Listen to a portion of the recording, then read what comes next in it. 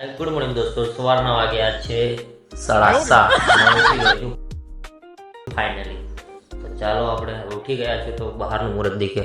બહાર કંઈક એવું વાતાવરણ છે કે કંઈક વરસાદ આવ્યો છે. દેખો,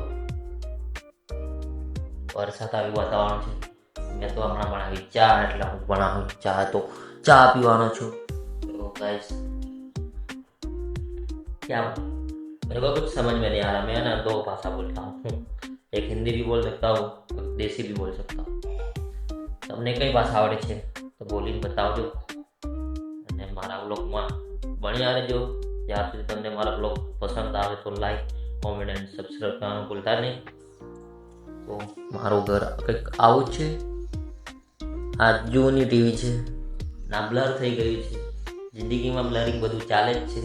કેમેરા બ્લર જ થઈ જાય છે તો કરવાનું છે. ચલો ચા પીએ અને મળીએ.